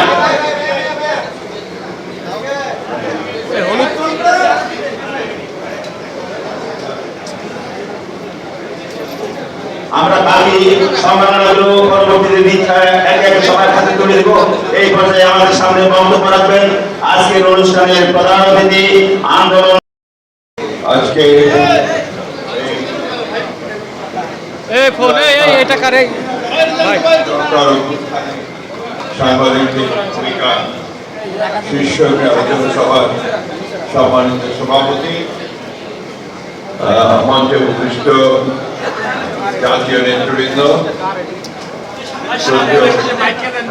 নেতৃবৃন্দ, প্রথমেই ধন্যবাদ জানাতে চাই বিএনপিকে এবং ডিওকে নেতৃবৃন্দকে যে তারা দীর্ঘকাল ধরে ফ্যাসিবাদের বিরুদ্ধে তাদের সংগ্রাম চালিয়ে ওই সংগ্রামে আমাদের অনেক প্রচিত যশা সাংবাদিক প্রাণ হারিয়েছে এবং ফ্যাসিবাদের রোষানলের শিকার হয়েছে। আমি দুর্গাবাড়ি স্বীকার করতে চাই আমাদের কথা, এই প্রেস ক্লাবে আসলেই কোন অনুষ্ঠানে সবসময়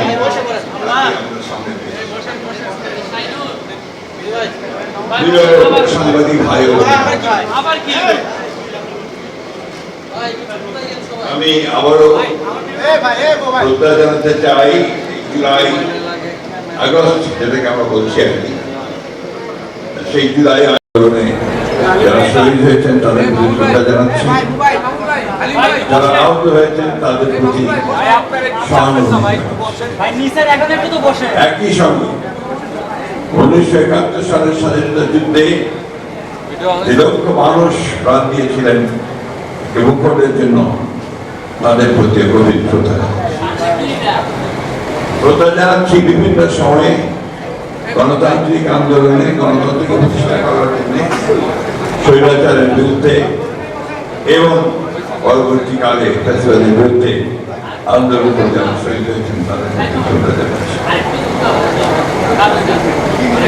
আজকে আমি অতীত চালিতা করতে চাই না, পেছনে যেতে চাই না। ইতিমধ্যে অনেক বক্তব্য হয়েছে, আমি জানি যে ইতিমধ্যে আমার মতো আপনারা সবাই অসহসনী উঠেছেন, এই জন্যই যে আপনার বক্তব্য করেছেন। সেই বিজ্ঞানে একটা সময় আসে শেষের দিকে যখন প্রতার বারো মনোযোগ থাকে না, এমন যে বক্তব্য রাখে তারও একটা মনোযোগ থাকে।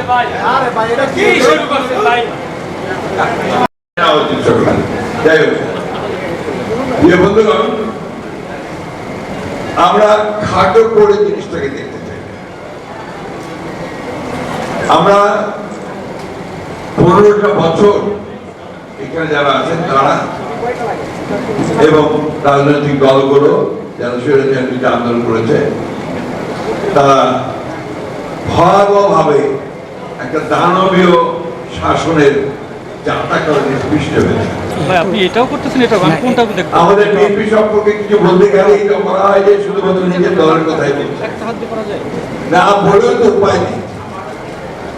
কারণ আমার এই দলের 15 বছরে 60 লক্ষ মানুষের বিরুদ্ধে মিথ্যা মামলা হয়েছে।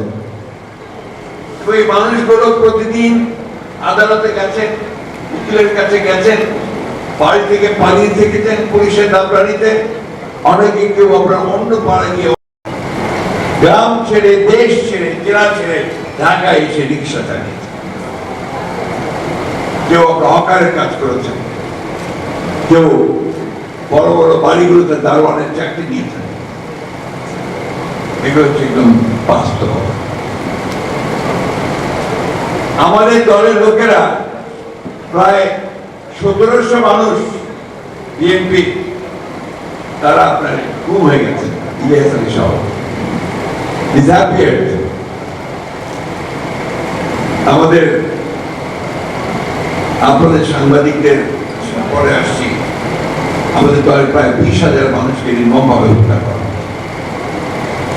আমাদের নেত্রী দলের চেয়ারপারসন, তার বিরুদ্ধে অসংখ্য মিথ্যা মামলা দিয়ে একটা মিথ্যা মামলায় সাজা দিয়ে তাকে 6 বছর তার অন্তরীণ করে রাখা হয়েছে। আমাদের মিথ্যা মামলা দিয়ে তাকে নির্বাসিত করে বিদেশে পাঠিয়ে দেওয়া হয়েছে। এগুলো সব ঘটনা সত্য। বলছি এই জন্যে যেগুলো কোথায় বলা প্রয়োজন, না হলে ভুলে যাই না। সেই জন্যই আমি আবার দেখে আমরা 3 দিন আগে একটা কনফারেন্স করেছি। আমার মনে হয় সাংবাদিক বন্ধুরা নিশ্চয়ই এই কথাটা মনে করবেন। আমাদের সাবজেক্টটা ছিল যে একটা পত্রিকায় উঠেছিল যে বিএনপি সংস্কারে বাধা দিচ্ছে। এই থেকে আমরা তো সিরিয়াসলি নিয়ে আমরা এটা প্রেস কনফারেন্স করেছি। একজন শাসন ব্যবস্থা বাকশাল প্রতিষ্ঠা করে, তারপরে পদ পরিবর্তনের পরে শহীদ প্রেসিডেন্ট জিয়াউর রহমান যে রাষ্ট্র পরিচালনার দায়িত্ব প্রাপ্ত হন, প্রথম যে কাজ সংস্কারটি তিনি করেছিলেন তাকে একদলীয় শাসন ব্যবস্থা থেকে বহুদলীয় গণতন্ত্রে প্রত্যার্পণ করেছিলেন। এবং তারপরে তিনি সমস্ত সংবাদপত্রের স্বাধীনতা দিয়েছিলেন। তার আগে 5 সালের সময় মাত্র 4টি পত্রিকা সরকারের নিয়ন্ত্রণে ছিল, সেটা ছিল বন্ধ। তখন আপনাদের অনেক কালিকরা সেদিন পায়তুল মোকাররমে হকারের কাজ করেছে,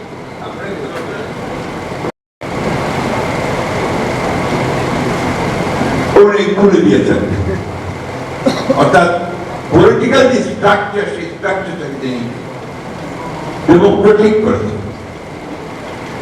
অন্যদিকে অর্থনীতিতে, যে অর্থনীতিকে শেখ মুজিব বাকশালী কায়দায় ক্লোজড ইকোনমিতে পরিণত করেছিল, এবং শুধুমাত্র তার বসন্তপদ লোকেরা সেই অর্থনৈতিক সুবিধা ভোগ করছিল। এত ভয়াবহ হয়েছিল যে সেই দুর্ভিক্ষ হয়েছিল, এবং অমর্ত্য সেন তার বইতে লিখেছেন এই দুর্ভিক্ষ ছিল মানব সৃষ্ট। ইত্তেফাক পত্রিকায় ছাপা হয়েছিল ৬২ ছবি একটা জাল দিয়ে যাওয়া। এগুলো সব পুরনো বলতে বাধ্য হলাম। আমাদের নেত্রী দেশনেত্রী বেগম খালেদা জিয়া, তিনি ৯ বছর দীর্ঘ সংগ্রাম। নেত্রী বেগম খালেদা জিয়া তিনি অন্যান্য দলগুলো এবং জনগণের বিভিন্ন কথার মধ্যপক্ষে সম্মান প্রদর্শন করে কেয়ারটেকার গভর্নমেন্ট যে বিধান, সেটা তিনি সংবিধানের সন্নিবেশিত করেছিলেন, এবং যেটা বাংলাদেশের একটা সুযোগ সৃষ্টি করে দিয়েছিল গণতন্ত্রের চর্চা করা। এবং এটা সবাই স্বীকার করবেন যে 3টি ইলেকশন সেই কেয়ারটেকার গভর্নমেন্টের অধীনে হয়েছে, সেই 3টি ইলেকশন ছিল সবচেয়ে ভালো ইলেকশন। ওটা নতুন একটা সুযোগ একটা সৃষ্টি হয়েছিল গণতন্ত্রকে প্রতিষ্ঠানিক রূপ দেওয়ার এবং অর্থনীতিকে আপনার মুক্ত বাজার অর্থনীতির দিকে নিয়ে যাওয়ার। এই সংস্কারগুলো বিএনপি ভ্যাট আরোপ করেছিলেন আমাদের অর্থমন্ত্রী সাইফুর রহমান সাহেব, প্রচুর সমালোচনা হয়েছে। এমনকি আমাদের ওবায়দুল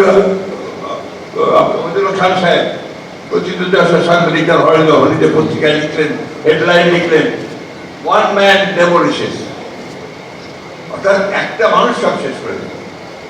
প্রমাণ হয়েছে যে ভিএটি এটা বাংলাদেশের বর্তমান অর্থনীতিকে শক্ত জায়গায় নিয়ে আসার পেছনে কাজ করেছে। আমাদের নেতা শহীদ প্রেসিডেন্ট জিয়াউর রহমান, তিনি গার্মেন্টস ফ্যাক্টরি, গার্মেন্টস যে পোশাক শিল্প, সেই পোশাক শিল্পের শিক্ষা করে হাজার হাজার মহিলার কর্মসংস্থান সৃষ্টি করেছেন। আজকে বাংলাদেশের অর্থনীতিকে দাঁড় করার সুযোগ করে দিয়েছে। আমাদের নেতা শহীদ প্রেসিডেন্ট জিয়াউর রহমান, তিনি বিদেশে মধ্যপ্রাচ্যে বিশেষ করে শ্রমিক পাঠানোর ব্যবস্থা করে কর্মসংস্থানের ব্যবস্থা করেছে। সুতরাং সংস্কার আমাদের মজ্জায়, সংস্কার আমাদের রক্তে, আমাদের জন্ম সংস্কার। তাই আজকে যদি বলা হয় যে বিএনপি সংস্কার আটকে দিচ্ছে, এটা আমি মনে করবো যে অত্যন্ত অন্যায় ভাবে এটা বলা হচ্ছে। আমরা এবারে আসুন বর্তমান সংস্কারের কথায় আসি। আমরা 2016 সালে আমাদের নেত্রী দেশনেত্রী বেগম খালেদা জিয়া নিজে প্রেস কনফারেন্স করে ভিশন ফর 2030 ভুলে যাওয়ার কথা না। সেখানে তিনি বিশিষ্ট পার্লামেন্টের কথা বলেছিলেন, সেখানে যে প্রেসিডেন্ট এবং প্রধানমন্ত্রীর ক্ষমতা ভারসাম্যের কথা বলেছেন, সেখানে তিনি সকলকে নিয়ে রেইনবো নেশন তৈরি করার কথা বলেছিলেন, জুডিশিয়াল ইন্ডিপেন্ডেন্সের কথা বলেছিলেন। আবার পরবর্তীকালে যখন আমরা রিয়েলাইজ করেছি যে এই রাষ্ট্র কাঠামোয় দেশকে এগিয়ে যাওয়া যাবে না, তখন আমরা আবার 2022 সালে প্রথমে বিএনপির পক্ষ থেকে 27 দফা, এরপর যারা আন্দোলন করছে তাদের সকলকে নিয়ে আমরা 31 দফা কর্মসূচি প্রদান করি। নিশ্চয়ই মনে আছে আপনাদের সেই কর্মসূচি প্রদানকে নিয়ে ইতুল কালাম কাণ্ড হয়েছিল। 10ই ডিসেম্বর আমাদের সভাপতির আমার পার্টি অফিসের সামনে, সেটা 7ই নভেম্বরই এটাকে আমরা পণ্ড করে দেওয়ার ব্যাপারে সরকার গ্রহণ করেছিল, এবং সেদিন মকবুল ওই পার্টি অফিসের সামনে আমাদের স্বেচ্ছাসেবক দলের নেতা, পেশায় সে একজন শ্রমিক ছিল, তাকে পুলিশ গুলি করে হত্যা করে। এরকম অসংখ্য ঘটনা, যে ঘটনাগুলোর মধ্য দিয়ে আমরা বাংলাদেশের রাজনৈতিক কাঠামো, রাষ্ট্র কাঠামো এবং অর্থনৈতিক কাঠামোকে পরিবর্তন করবার সমস্ত প্রস্তাবগুলো সামনে নিয়ে এসেছি। সেই দলকে যদি আপনারা বলেন যে আমরা সংস্কার চাই না, সংস্কার রুখে দিচ্ছি, তাহলে একটি বড় সত্যের অপরাধ আর কিছু হতে পারে। এই যে সংস্কার কমিশন হয়েছে, এখন ঐক্যমত্য কমিশন হচ্ছে প্রত্যেকটা কমিশনের প্রতিটি মিটিং আমাদের প্রতিনিধি গেছে, টিম গেছে। আমরা প্রত্যেকটি সংস্কার কমিশনের উপর আমাদের নিজস্ব ওয়ার্কিং টিম তৈরি করেছি। তারা কাজ করেছে দিনের পর দিন, রাতের পর রাত, দেশের স্বার্থে নিয়ে, এবং আমরা প্রত্যেকটি বিষয়ে আমাদের মতামত আমরা সংস্কার কমিটিগুলোর সামনে তুলে ধরেছি। এবং কয়েকদিন আগেই সেটা বলেছি প্রেস কনফারেন্স করে যে আমরা কতগুলো বিষয়ের সঙ্গে আমরা একমত, তার মধ্যে দেখা যায় যে ম্যাক্সিমাম বিষয়গুলোর সঙ্গে আমরা একমত হয়েছি।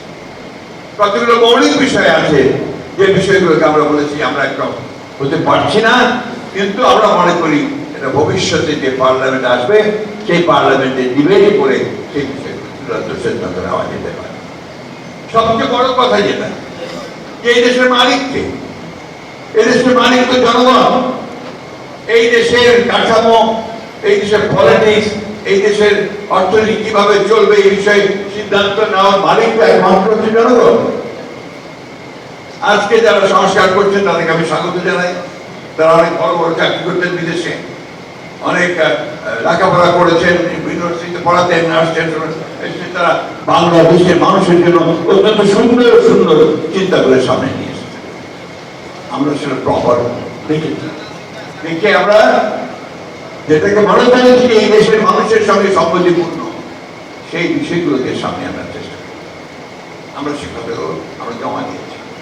জুলাই সনদ সম্পর্কে বলা হয়, জুলাই সনদে প্রথম যখন কথা উঠলো, যখন সরকার বললো আমাদের কাছে চাইলো যে তোমরা তোমাদের মতামত দাও, আমরা তো তখনই দিয়ে দিয়েছি।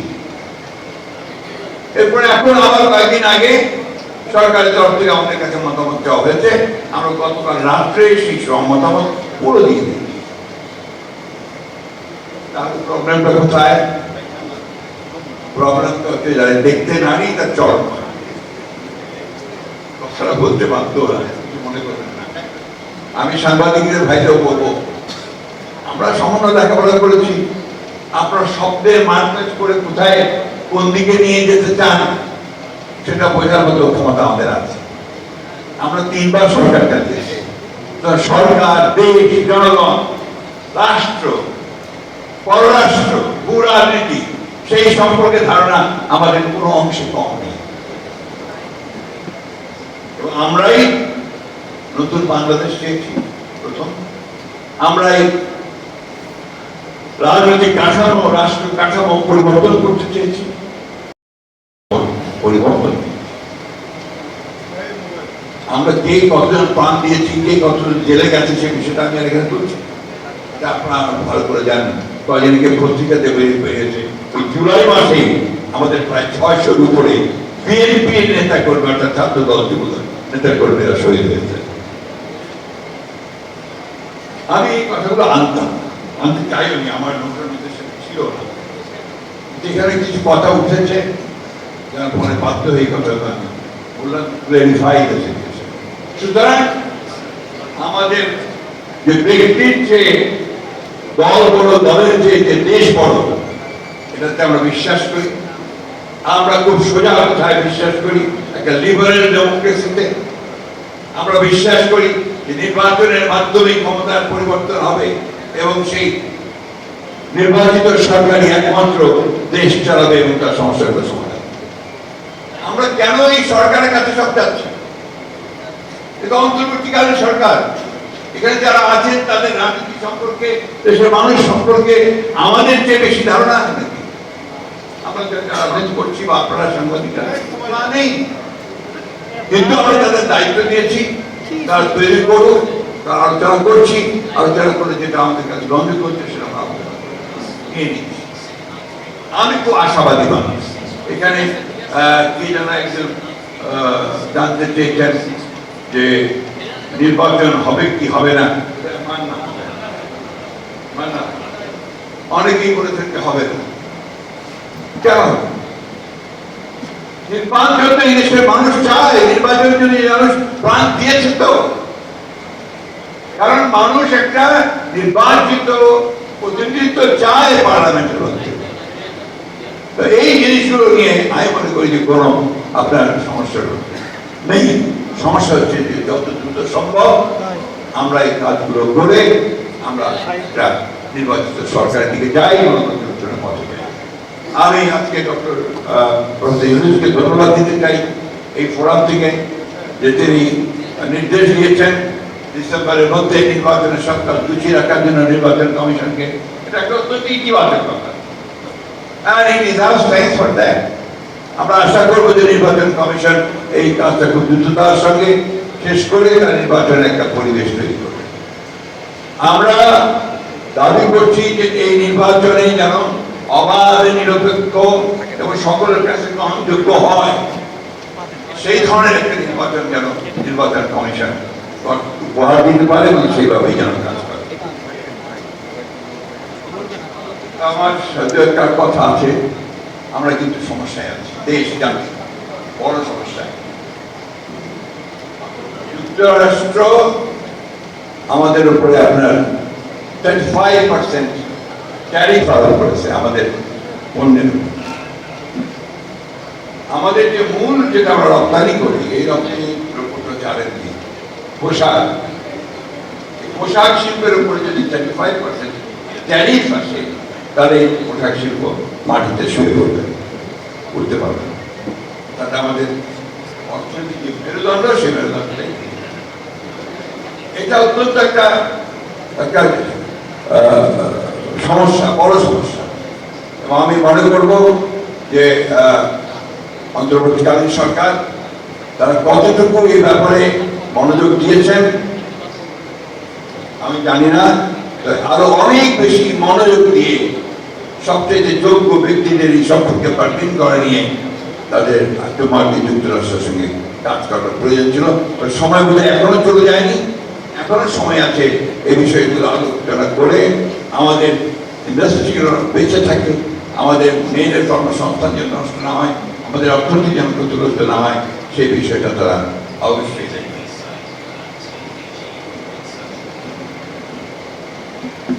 আরেকটি বিষয় সীমান্তে হত্যা এবং পুশিং, এই কথাটা আমরা ঠিক সেইভাবে বলছি না, ছোট্ট ছোট্ট করে নিউজ দিচ্ছি। আপনার আমি সাংবাদিক ভাইদেরকে অনুরোধ করবো, সকল সংবাদ কর্মী, সংবাদ মাধ্যম সবাইকে অনুরোধ করবো এই ব্যাপারটাকে সিরিয়াসলি রাখার জন্য। এটা কোনো হালকা ব্যাপার নয়, প্রতিদিন ঘটছে না, ওই সীমান্তে চারদিকে ঘটছে। সুতরাং এই বিষয়টাকে আরো গুরুত্ব সহকারে জনমত সৃষ্টি করার ব্যাপারে নিয়ে আসার দরকার, এবং এ ব্যাপারে সরকারের প্রতিও আহ্বান জানাবো যেন সরকার এই বিষয়টাকে অত্যন্ত গুরুত্ব দিয়ে ভারতের সঙ্গে এটা দর কষাকষিতে চূড়ান্ত পর্যায়ে যায়। আরেকটা বিষয় আছে পানির বিস্বা, আবার ফেনীতে বন্যা শুরু হয়েছে, আমরা বর্ষাকাল আরো শুরু হবে, এ ব্যাপারটা আমি অনুরোধ করবো তারা অন্তত জোরালো ভাবে এই পানির হিস্যার ব্যাপারগুলো, পানি বন্টনের বিষয়গুলোকে তারা নিশ্চিত করলেন। জাতীয় ঐক্য সবচেয়ে বড় জিনিস আপনারা বলেছেন, আমরা বিশ্বাস করি সবচেয়ে বড় জাতীয় ঐক্য তৈরি করা দরকার। জাতীয় ঐক্য কোন জায়গায় হবে? জাতীয় ঐক্য হবে আমার গণতান্ত্রিক অধিকারকে রক্ষা করার ক্ষেত্রে। তোমার মত প্রকাশের স্বাধীনতাকে রক্ষা করবার জন্য আমি আমার প্রাণ বিসর্জন দেব, এটাই জাতীয় ঐক্য। And that is democracy. গণতন্ত্র সেটাই, পরমাণু সহিষ্ণুতা। দুর্ভাগ্য আমাদের যে বাংলাদেশে আমরা সেই গণতন্ত্রটাকে কখনোই ওইভাবে চর্চা করি নাই। তাহলে যদি চর্চাই না করেন, কারণ গণতন্ত্রটা একটা কালচার, এটা একটা কালচার, এটাকে যদি চর্চা না করেন আপনি ওই জায়গায় পৌঁছবেন কি করে? ওই জন্য যে ভাষায় কথা বলছে না, যে আপনার হুমকি দিচ্ছে আমাদের সাংবাদিক ভাইদেরকে যে এটা না করলে এটা হবে, এটা করলে এটা হবে, তাদের কথা না শুনলে তারা এই কাজ করবে, বা আমরা আমাদের তরফ থেকে কেউ কেউ বলছে, এই জিনিসগুলো আপনার কিছুতেই হয় না যদি সত্যিকার অর্থে বা গণতন্ত্রের চর্চাটা করি। প্রবলেমটা ওই জায়গায়। আসুন আজকে এত কিছু পরেও আমরা তো লড়াই করি, তৃতীয় মেয়ের আগে থেকে আমরা একটা লড়াই করেছি, 12 ভূঁইয়ারা লড়াই করেছি, 71 সালের স্বাধীনতা যুদ্ধ করেছি, আমরা 52 যুদ্ধ করেছি, 54 যুদ্ধ করেছি, তার আগে আমরা 91 তো আন্দোলন করেই আমরা স্বৈরাচার থেকে মুক্ত হয়েছি। এবং সর্বশেষ এই 24শে জুলাই আগস্ট যেটা আপনারা করছেন এবং আর 15 বছর যুক্ত করে আমরা কিন্তু চিরন্তন সংগ্রাম লড়াই করে গেছি। আজকে যখন এখানে আসি তো মনে হলো সেই পুরোনো দিনের কথা। আগে যখন এখানে আসতাম তখন আমি সিঁড়ি দিয়ে টকপক করে লাফি উঠতাম। এখন যখন এখানে আসি আমাকে ধরে দেখে শুনে উঠতে হয়। অর্থাৎ আমি এই প্রক্রিয়াতে 15 বছরে কিন্তু আমি বুড়ো হয়ে গেছি। We are the decaying line. এবং আমাদের নির্ভর করতে হবে কিন্তু ওই তরুণদের ওপরেই। তাদেরকেই আমাদেরকে এডুকেট করতে হবে, তাদেরকে মোটিভেট করতে হবে যেন সত্যিকার অর্থেই একটা গণতান্ত্রিক বাংলাদেশ তৈরি করার ব্যাপারে তারা এগিয়ে আসে এবং সেখানে তারা সফল হয়। আপনাদের সকলকে আন্তরিক ধন্যবাদ, কৃতজ্ঞতা। আপনারা সবসময় আমার পাশে ছিলেন। সেই রাত্রির কথা আমি কখনোই বলবো না, ঘোরা সম্ভব না। আপনারা সবাই ছিলেন। এবং যখন আমি আপনার বেরিয়ে যখন আপনার বেরোচ্ছি তখন যে আক্রমণটা আমাকে করা হয়েছিল তখন আপনার অনেকজন জোরও হয়েছে। আমি সারা জীবন আমার ব্যক্তিগত অবশ্যকে মনে রাখি এবং আপনাদের কাছে আমি অনেকভাবে নিয়ে আমি সবাইকে ধন্যবাদ জানিয়ে বক্তব্য শেষ করছি। আসসালামু আলাইকুম।